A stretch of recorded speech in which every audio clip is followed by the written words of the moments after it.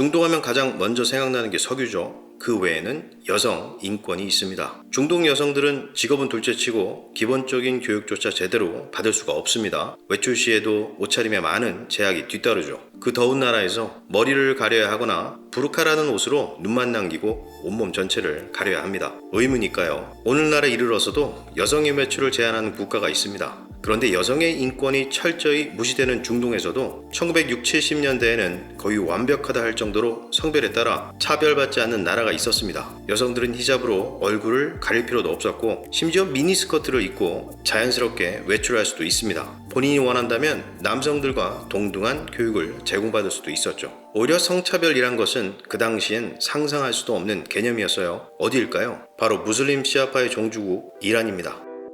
안녕하세요. 오늘 소개해드릴 책은 팀 마샬이 쓴 지리의 힘 두 번째 편입니다. 총 2권으로 이루어진 지리의 힘은 세계 30개국에서 출간되어 150만 부 이상 판매되었습니다. 현재에도 여전히 스테디셀러죠. 제목에서 볼 수 있듯이 이 책은 세계 곳곳에 지정학적 중요성을 갖는 여러 지역을 다루고 있습니다. 국제정세에 대한 피상적인 내용들을 보다 심도 있게 이해하고 싶다면 단연코 추천하는 책입니다. 책에서 다루는 모든 지역을 이 영상 한 편에 다 꾹꾹 눌러 담아 정리하면 좋을 것 같지만 리뷰라는 한계성을 생각해서 요즘 핫하게 떠오르는 중동의 맏형 이란으로 시작해 보겠습니다.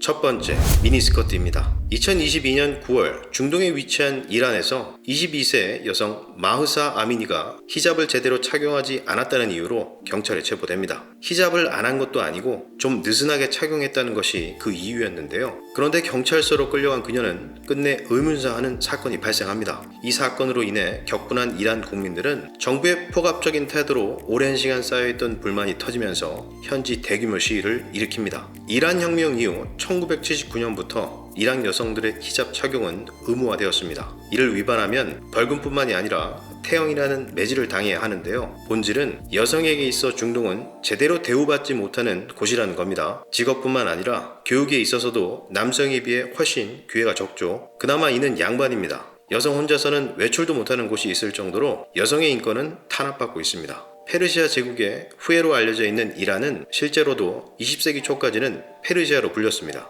하지만 1925년 쿠데타로 집권 세력이 된 팔레비 왕조는 1935년 국제사회의 공식 국호로 이란을 선언하죠. 그 이후로는 세계는 더 이상 이곳을 페르시아라 부르지 않게 되었습니다. 이슬람 국가이지만 집권 세력이 된 팔레비 왕조는 세속 국가를 표방했습니다. 종교가 정치를 넘보지 못하게 한 겁니다. 지금의 이란을 바라볼 때 상상도 못했던 일들이 그 당시에는 가능했습니다. 남녀 구분 없이 학교를 다니고 직업에 있어서도 능력에 따라 기회를 잡을 수 있었는데요. 히잡 착용 또한 의무사항이 아니었을 뿐더러 오히려 착용을 금지했습니다. 대단하죠. 1960, 70년대 이란 사진을 찾아보면 이것이 정말 중동 이슬람 국가인가 싶을 정도로 놀라게 되는데요. 팔레비 왕조는 전제 군주제를 뜻합니다. 현재의 사우디아라비아와 같이 왕이 지배하는 나라인 거죠. 하지만 개혁 개방에 있어서는 어느 나라 못지않게 앞장섰던 나라가 바로 이란입니다. 중동에서 이란의 위치는 지정학적으로 중요성이 높은 곳인데요. 세계 2차 대전 이후 냉전 시대에 소련을 막을 수 있는 최전선에 위치해 있어 미국에게도 중요한 방위 지역이었죠. 거기에다 시커먼 석유까지 철철 나오는 곳입니다. 사실 중동에서 친미 성향이 가장 높은 국가 중 하나가 바로 이란이었습니다. 당시 미국으로부터 어마어마한 원조를 받은 이란은 미국 최신 무기들도 마음껏 가져다 놓을 수 있었습니다. 최신 지대공 미사일부터 전투기까지. 현재 평택에 있는 미군 부대 수준이라고 해야 할까요? 군사력 또한 대단했습니다. 이러한 분위기에서 이란은 서양과 비슷할 정도로 개혁 개방을 해나가게 되는데요. 두 번째, 공부진 거꾸로 시는 이란입니다. 하지만 군주제의 치명적인 약점이 있죠. 왕이 또라이가 되면 어느 누구도 막지 못한다는 겁니다. 정치적 견제 장치가 없었던 이란에 짙은 부패의 그림자가 드리우게 되는데요. 정부의 지나친 개혁 개방, 넘쳐나는 석유로 이득을 보는 것은 결국 소수의 특권층과 부유층들이었다는 점은 민중 깊숙이 잠들어 있던 이슬람 근본주의자들의 눈을 뜨게 만듭니다. 자유주의, 개혁 개방, 좋은 말처럼 들리지만 모든 것에는 적당한 속도가 있어야 하는데 걸음마도 제대로 못하는 단계에서 급하게 뛰려고 애썼던 이란은 체제 내부 여러 곳에서 균열이 생기기 시작하는데요. 1970년 초부터 발생했던 반군주제를 외쳤던 국민들의 목소리는 1978년 어느새 전국적인 대규모 시위로 번지게 됩니다. 하지만 정부는 큰 패착을 두죠. 폭력으로 강력하게 시위를 진압하여 유혈 사태를 초래합니다. 이를 지켜보던 서방은 결국 이란 정부를 버리기로 결정하는데요. 득실을 따져보니 새로운 정부를 탄생시키는 게 오히려 낫다고 생각했던 것 같습니다. 서방의 관심사는 이란 국민들의 행복과 그들이 문명화된 사회에서 살 수 있는 나라가 건설되는 게 아니었죠. 폭력 사태가 진정되고 석유만 안정적으로 빼올 수만 있다면 이란 정부가 왕정이 되었든 민주정부가 되었든 별로 중요하지 않았던 것 같습니다. 결국 이란의 국왕 팔렙 2세는 왕명하게 되는데요. 군주제를 혁명으로 무너뜨리고 들어선 이슬람 공화국은 이란 국민이 염원했던 신정국가, 즉 신이 통치하는 나라로 바뀌게 됩니다. 하지만 기대했던 것과 다르게 총칼과 법 등으로 국민을 억압하는 문명의 퇴보를 겪게 되죠.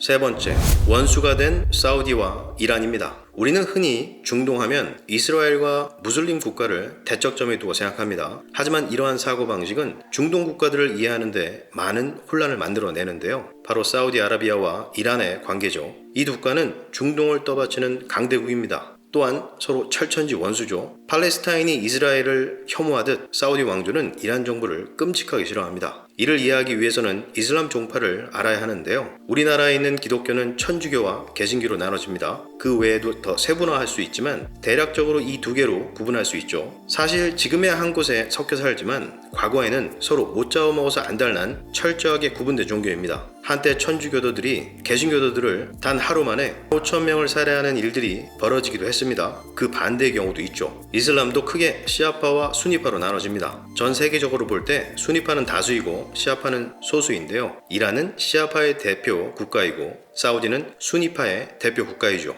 중동에서 대부분의 수니파 국가는 왕정으로 전제군주제 국가입니다. 문제는 1979년 혁명으로 왕정에서 이슬람 공화국이 된 이란은 현재 왕정으로 다스리고 있는 수니파 나라들에 거주하고 있는 소수의 시아파 국민들을 대상으로 혁명을 부추기고 있다는 데 있습니다. 너희들도 왕정을 전복하고 평등한 나라, 공화국이 될 수 있다라고 불씨를 지피고 있는 거죠. 사우디아라비아 입장에서 보면 환장한 노릇이죠. 당장 자신들의 왕권이 위태로워질 수 있으니까요.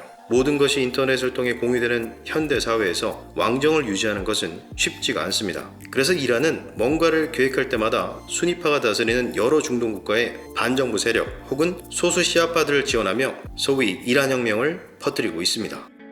책에는 많은 역사적 사실들을 지형학이라는 렌즈를 통해 본질적인 근본 원인을 설명하고 있습니다. 정치적 분쟁, 영유권 다툼, 바다 위에서 벌어지는 항로 갈등 등 세계사의 결정적인 요인을 분석할 수 있는 날카로운 통찰력을 보여주고 있는데요. 오늘 소개한 이란 외에도 총 9개의 국가와 지구를 넘어선 우주 경쟁까지 다루고 있습니다. 시간이 된다면 여러 토막으로 나누어 영상을 통해 소개해볼까 생각 중인데요. 물론 역사의 흐름은 단순히 지정학이라는 하나의 요인으로 나누어 판단하고 평가할 수는 없습니다. 하지만 복잡한 역학관계, 얽혀진 실타래와 같은 현상들을 단순화하여 구분하지 못한다면 그 본질은 피상적인 사실에 묻혀 결국 역사의 혼돈 속에 헤어나오지 못할 겁니다. 책 속의 문장으로 책의 리뷰를 마치겠습니다. 이슬람은 정치적이다. 그게 아니면 아무것도 아니다. 아야톨라 우울라 호메이니의 말입니다. 감사합니다. 끝.